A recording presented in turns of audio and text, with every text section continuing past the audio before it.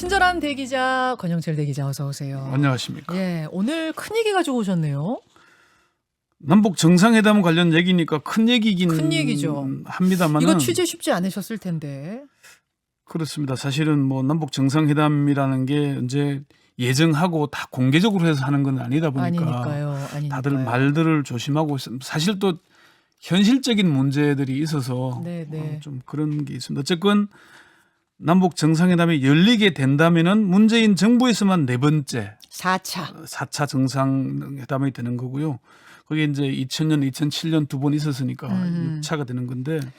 그럼 오늘 내용은 갑자기 이 얘기가 왜 나오는 것이냐? 네. 정말 성사될 가능성은 얼마나 있는 것이냐? 이게 되겠네요. 사실 이게 성사 가능성, 가시적인 움직임 이런 질문을 던지면은 좀 답변하기가 좀 애매해집니다. 가시적인 합의나 진전이 있다고 하기에는 이르고 네. 그렇다고 아무것도 없다고 하기에는 그건 또 아닌 그런 상황인 겁니다. 하나하나 좀 따져보죠. 우선 예. 시작은 지난 네. 7월 27일에 네. 통신 연락선, 남북 간의 통신 연락선 끊어졌던 게 복원된 거 네, 거기서부터잖아요. 예, 그것도 정전 협정일에 맞춰서 발표하는 거는 사실 나름 의미를 둔 거겠죠. 맞아요.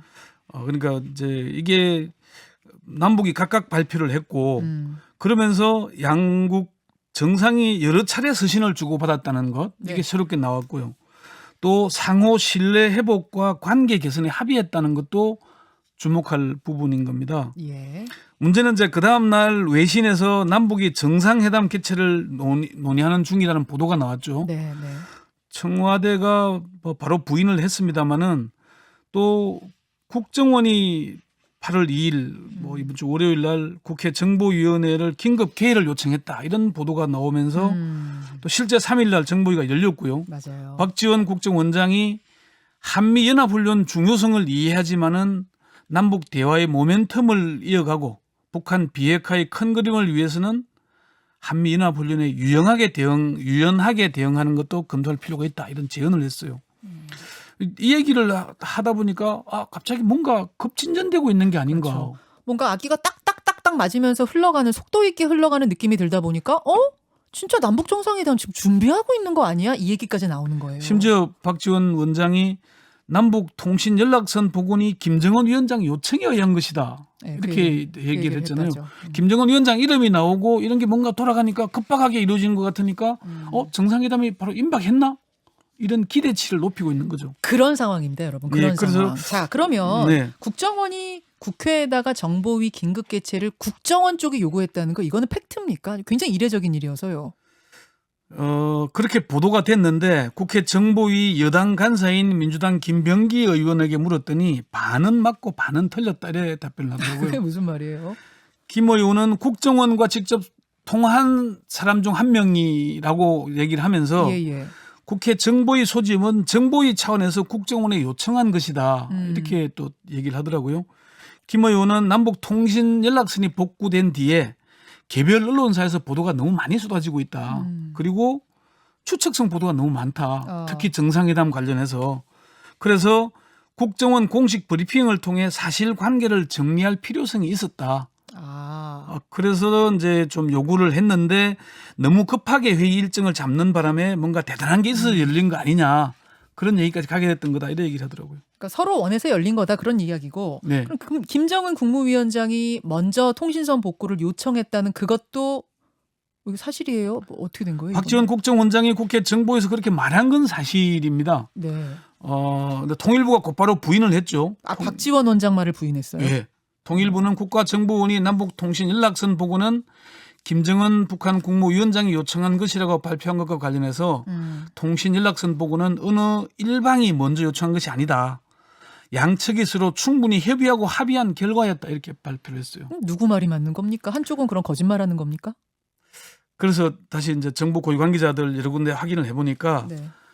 용어 선택의 문제다 이렇게 얘기를 하더라고요. 그게 무슨 말이에요? 국정원 발표대로라면은 김정은 위원장의 요청을 우리 측이 받아들인 게 되지 않습니까? 그럼 실제 상황은 그렇지 않다는 거죠.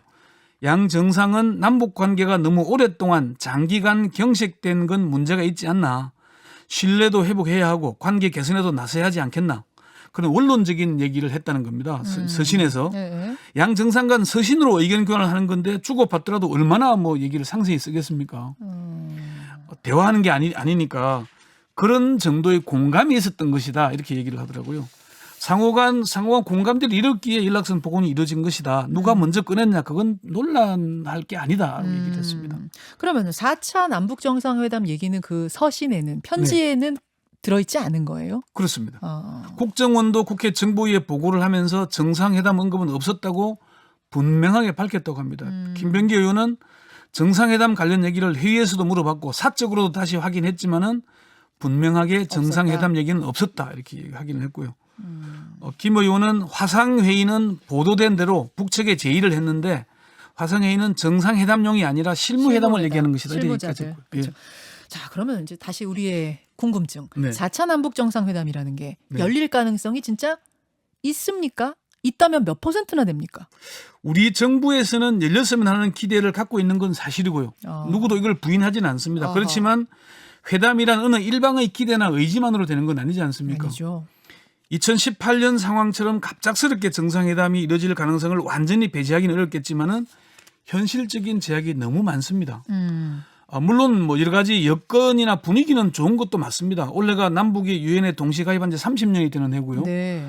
또 탁현민 청와대 의전비서관이 유엔 본부가 있는 뉴욕에 공무상 출장을 갔다 왔잖아요. 그래서 뭔가 있는 게 아닌가라는 기대치 또 추측을 낳고 있긴 합니다만은 또 내년 초에 베이징 동계올림픽이 있죠. 네네. 남북 정상이 자연스럽게 만나는 것도 상상해 볼 수 있고. 아, 중국이니까. 네. 뭐 기차 타고 가면 되는 거니까. 김정은 위원장도 올 수 네. 있다. 한 발 더 나아가서 남북 미중 4개국 정상이 여기서 만날 수도 있지 않겠냐 이런 얘기까지 있는 건 사실입니다. 그래요. 여기에 또 교황의 방북설이 계속 나오면서 교황이 서울을 거쳐서 판문점을 거쳐서 평양으로 가는데 이때 문재인 대통령이 같이 가는 방안에 대한 얘기도 나오고 있는 것은 사실입니다. 교황 방북설. 예. 거기에 동행한다. 네네. 뭐 이런 여러 가지들이 있긴 하지만은 글쎄 이제 본론으로 들어가서 정부 고위 관계자, 그러니까 여기 당국자들 말은 뭐예요? 이 가능성에 대해서? 뭐 열린다면 좋겠지만은 열리기 전에 사전 준비 단계가 너무 많이 필요하고 뭐 시일상 지금은 신뢰 회복의 첫 단계다, 첫 발을 띈 거다 이렇게 봐달라 이렇게 첫 얘기를 합니다. 단계다. 예.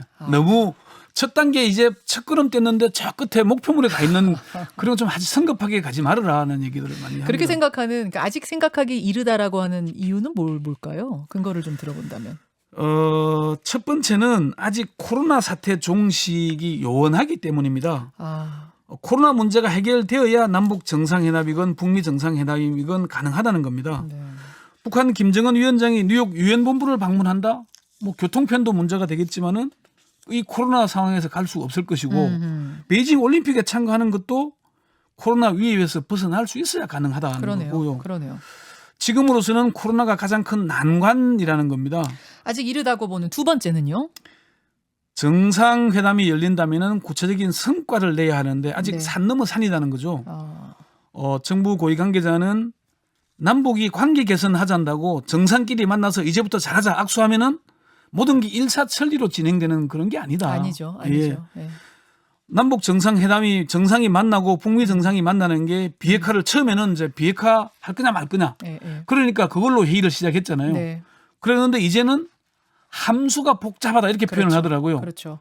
잘해보자라고 할 수 있는 건 1차 때, 2차 때는 네, 될지 그렇죠. 모르지만 네 번째 만나면서도 그냥 잘해봅시다. 악수만 하고 끝날 수는 없다는 거예요. 그렇죠. 뭐가 나와야 된다는 그리고 거예요. 정상끼리 만나면서 그렇죠. 거래 맹세서 끝내놓고 이건 말고 저건 빼고 이렇게 논의할 수는 없는 거 아니냐. 맞습니다. 사전에 충분히 이 논의 실무회담이 필요한 것이고 화상회의가 나온 것도 화상회의는 실무진들을 만날 수 있겠지만은 정상이 화상하면서 합의서 도장 찍는 것도 아니잖아요. 모양새가 사실 잘 안 맞다는 거고. 세 번째는요. 남북 정상 간 회담도 중요하지만은 북미 관계 개선도 중요한 문제 아닙니까? 그렇죠. 트럼프 대통령이니까 탑다운 방식을 선호했지. 바이든은 그거 아니죠. 실무적인 문제를 항상 한다는 거죠. 그러니까 탑다운 방식 대신에 실무진에서부터 차근차근 성과를 내는 걸 선호한다는 겁니다. 네네. 역시 시간이 걸린다는 얘기고요. 네 번째는요. 네 번째는 남북 양측의 계산기가 복잡하다는 겁니다. 이건 무슨 말이에요? 계산이 복잡하다? 양쪽 다? 내년 3월 대선이 있죠. 예. 여당 입장에서는 이 정상회담이 정권 재창출에 도움이 되느냐 안 되느냐가 따져보지 않겠습니까? 아하. 2000년 첫 남북 정상회담을 총선 직전에 발표하는 바람에 사실 역풍이 불어서 총선에서 손해를 봤죠. 맞습니다. 올 연말이나 내년 초에 정상회담이 열리게 된다면 선거용이라는 비판. 아까 김기현 원내대표 인터뷰하면서 바로 반응 들었죠. 네. 그러니까 이게 이 계산기가 복잡할 수밖에 없는 겁니다. 그러니까 예전 같으면 야 남북 정상회담 이러면 이제 여당의 선거에 도움되고 이랬던 적도 있지만 사실상은 지금은 역풍이 불 수 있다. 뭐야? 저거 선거용이야? 선거용 북풍이야? 이런 얘기가 불 수 있다는 거죠. 정권 말기에 사실 2007년 14선언도 있지만은 네. 정권 말에 하다 보니까 네. 정권이 바뀌면서 곧바로 합의가 그래. 뭐 그냥 백지가 된 거잖아요. 그러면 진짜로 순수한 마음으로 남북 정상회담을 하겠다고 해도 오해도 받을 수 있다는 것까지 계산해야 되는 거군요. 그렇죠. 그러니까 알겠습니다. 어떤 비핵화나 어떤 성과를 낼 것인가 이 문제 해결되지 않으면 어렵다는 거죠. 결과 없이는 안 된다. 네. 그래요. 한미 연합훈련은 그럼 어떻게 되는 걸로 보세요? 될 걸로 보세요? 뭐 어떤 형식이 되건 일단 열리지 않겠습니까? 통일부와 국정원에서 유연한 대응이 필요하다는 입장을 밝혔고 아까 말씀하신 대로 범여권 의원 74명도 공동 성명서를 발표를 했죠. 그렇지만 청와대에서는 예정대로 열기로 결정한 걸로 이렇게 알려지고 있습니다.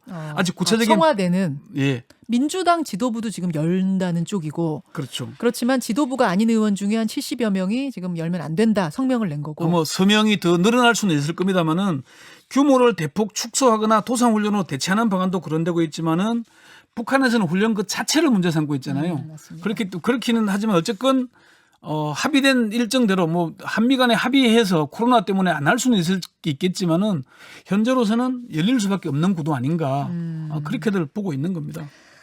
예. 그러면은 결론을 좀 내려보자면 긴 취재를 하신 결과 권영철 기자가 보기에는 뭐 문 대통령 임기 내 남북 정상회담은 가능성 몇 %? 그러니까 정상회담을 목표로 뭘 하진 않는다 이렇게 보면 될 것 같고요. 신뢰 회복과 관계 개선을 위해서 실무적인 회담 꾸준히 하면서 성과를 낸다면은 어느 날 갑작스럽게 될 수도 있겠죠. 뭔가 또 명확한 성과가 있다면은. 하지만 갈 길은 멀다. 갈 길은 멀다. 이제 첫발 뗐으니까 너무 성급하게 보지 말고 차분하게 좀 지켜보자. 이게 제가 마지막 하는 말입니다. 여기까지. 수고하셨습니다. 네. 김현정의 뉴스쇼는 청취자 여러분의 참여로 이루어집니다. 트위터, 페이스북, 레인보우 게시판, 그리고 단문 50원, 장문 100원의 유료 문자 샵 1212, 우물정 1212 통해 참여하실 수 있습니다. 김현정의 뉴스쇼, 여러분과 함께 만듭니다.